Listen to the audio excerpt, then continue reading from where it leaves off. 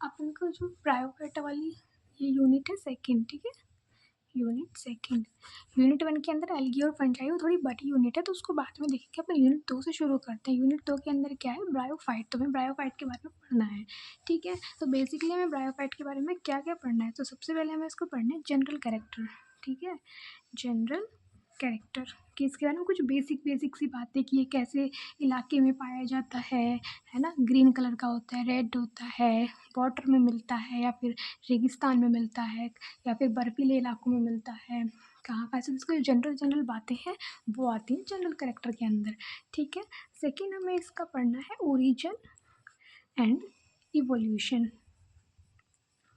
ठीक है। ओरिजिन और इवोल्यूशन का मतलब क्या होता है, इसको सबसे पहले किसने खोजा, सबसे पहले किसने खोजा, मतलब किसने, इसकी ओरिजिन मतलब होता है इसकी उत्पत्ति कैसे हुई, ठीक है, यानी कि ये कैसे मतलब उत्पत्ति हुई। और इवोल्यूशन मतलब इसको किसने खोजा, मतलब ब्रायोफाइट उगते थे। ब्रायोफाइट क्या है, एक प्लांट है, ब्रायोफाइट एक प्लांट है, ठीक है। तो ब्रायोफाइट मतलब प्लांट है, तो पहले जैसे ये जगह जगह उग जाते थे, जैसे कि बर्फीले क्षेत्र में उग गए, फिर कहीं भी उग गए, है ना। तो इसके बारे में सबसे पहले इसको किसने खोजा, किसने इसका इवोल्यूशन किया कि ब्रायोफाइट नाम का भी कोई प्लांट होता है और ये ऐसे ऐसे इलाकों में मिलता है, तो वो इवोल्यूशन होता है और ओरिजिन होता है, ठीक है। सेकेंड हमें पढ़ना है इसका क्लासिफिकेशन, क्लासिफिकेशन। तो अलग अलग वैज्ञानिकों ने इसका अलग अलग क्लासिफिकेशन दिया। क्लासिफिकेशन कि ब्रायोफाइटा के टाइप, कितने तरह के ब्रायोफाइटा इस धरती पे पाए जाते हैं, 3 टाइप के, 4 टाइप के, कितने टाइप के ब्रायोफाइट इस धरती पे पाए जाते हैं, तो उसको बोलते हैं हम इसका क्लासिफिकेशन। तो क्लासिफिकेशन अलग अलग वैज्ञानिकों ने अपने तरह से अलग अलग क्लासिफिकेशन दिया, ठीक है। इसमें हमें सिर्फ एक एक साइंटिस्ट का क्लासिफिकेशन पढ़ना है और उसका नाम है रोथर मेलर, ठीक है। तो इसका क्लासिफिकेशन पढ़ना है, अलग अलग साइंटिस्ट ने अलग अलग क्लासिफिकेशन दिया, बट हमें मेनली किसका पढ़ना है, रोथर मेलर का क्लासिफिकेशन पढ़ना है, ठीक है। उसके बाद हमें पढ़ना है इसका हैबिटाट, हैबिटाट। हैबिटाट क्या होता है, हिंदी में बोलते हैं इसको आवास, हिंदी में क्या बोलते हैं इसको, आवास, ठीक है। हैबिटाट को हिंदी में क्या बोलते हैं, आवास। यानी कि कैसे आवास में पाया जाता है, जैसे कि हम लोग हैं, हम लोग कैसे आवास में पाए जाते हैं, जैसे कि जो जम्मू कश्मीर में रहते हैं तो वो लोग ठंडे आवास में पाए जाते हैं, जो रेगिस्तान में रहते हैं वो मरुस्थलीय आवास में पाए जाते हैं, ठीक है। जो पानी के किनारे रहते हैं वो जलीय आवास में पाए जाते हैं।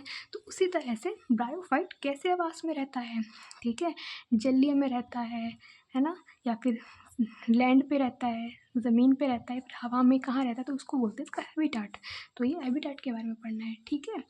उसके बाद है range of thallus, range of thallus, ठीक है, यानी कि इसके थैलस के टाइप के बारे में पढ़ने से, बस ब्रायोफाइट का जो प्लांट होता है ना ये वाला, तो इसके अंदर एक थैलस जैसी एक संरचना पाई जाती है, तो उस थैलस के बारे में हमको पढ़ना है, ठीक है, उसको बोलते हैं रेंज ऑफ थैलस, ठीक है। फिर पढ़ना है इसका रिप्रोडक्शन, फिर पढ़ना है रिप्रोडक्शन, ठीक है, रिप्रोडक्शन पढ़ना है ना, रिप्रोडक्शन। उसके बाद इसके इंपॉर्टेंस पढ़ने हैं, इकोनॉमिक इम्पोर्टेंस, इम्पोर्टेंस, ठीक है, इकोनॉमिक इंपॉर्टेंस, यानी कि ब्रायोफाइट का जो प्लांट है इसके क्या क्या इंपॉर्टेंट होते हैं। ब्रायोफाइट ऐसे क्षेत्र में, जैसे कि हर पौधे के अपने अपने यूजेस होते हैं, जैसे कि तुलसी का पौधा होता है तो तुलसी के पौधे के अपने यूज़ है, उसी तरह से ब्रायोफाइट का क्या क्या यूज़ है, क्या क्या इसकी इंपॉर्टेंस, इसका महत्व क्या है, उनके बारे में पढ़ना है। तो हमको क्या पढ़ना है, बेसिकली इसमें जनरल कैरेक्टर पढ़ने हैं, ओरिजिन एंड इवोल्यूशन, इसकी खोज और उत्पत्ति कैसे हुई, फिर इसका क्लासिफिकेशन पढ़ना है, रोथल मेयर ने दिया कितने पार्ट्स में डिवाइड किया है ब्रायोफाइटा को वो, फिर इसका हैबिटेट पढ़ना है, यानी कि इसका आवास पढ़ना है, फिर रेंज ऑफ थैलस पढ़नी है, फिर इसमें रिप्रोडक्शन के बारे में पढ़ना है, देन इकोनॉमिक इंपॉर्टेंस पढ़नी है, ठीक है। अब एक है ना, 2 तरह के ब्रायोफाइट जनरली हमको बहुत ज़्यादा देखने को मिलते हैं, कौन से, एक तो मार्केंशिया, मार्केंशिया और एक फ्यूनेरिया, ठीक है। ये 2 तरह के 2 ब्रायोफाइट हैं जो हमको बहुत ज़्यादा देखने को मिलते हैं, ठीक है। तो इन 2 ब्रायोफाइट के बारे में हमको क्या क्या पढ़ना है, हमको पढ़ना है इनकी बनावट कैसी, उनकी बाहरी बनावट कैसी होती है। तो जो बाहरी बनावट होती है उसको बोलते हैं मॉर्फोलॉजी, ठीक है, मॉर्फोलॉजी। मॉर्फोलॉजी क्या होती है, बाहरी बनावट, मॉर्फोलॉजी क्या होती है, बाहरी बनावट, ठीक है, बाहरी बनावट कैसी है। और एनाटॉमी के बारे में, एनाटॉमी होती है अंदर की बनावट, अंदर वाली चीज़ें, ठीक है, वो होती है। तो मॉर्फोलॉजी बाहरी बनावट, जैसे कि हम इंसान हैं तो हमारी बाहरी बनावट में क्या होते हैं कि हमारे 2 हाथ हैं, 2 पैर हैं, ठीक है, हमारे सिर पर बाल हैं, है ना, आँखें हैं, तो ये हमारी बाहर से हमको जो दिख रहा है तो ये हमारी बाहरी बनावट हुई। और एनाटॉमी, जैसे हमारे अंदर हार्ट है, ठीक है। और सीने में क्या है, लंग्स हैं, ठीक है। पेट में क्या है, लिवर है ना। तो ये सब अंदर की बनावट है। बाहर की जैसे हमारी आंखें हैं, हाथ पैर, ये सब बाहरी बनावट, उसको बोलते हैं हमारी मॉर्फोलॉजी, एनाटॉमी, अंदर की बनावट।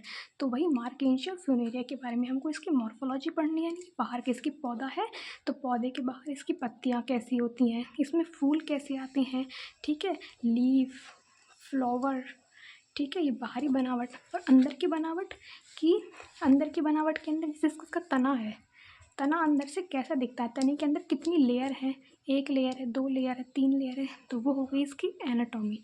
उसके बाद इसका रिप्रोडक्शन पढ़ना है, ठीक है। अब देखो हमको ये दोनों हैं क्या, ये दोनों हैं तो ब्रायोफाइटा ही, दोनों ही क्या है, ब्रायोफाइटा ही हैं।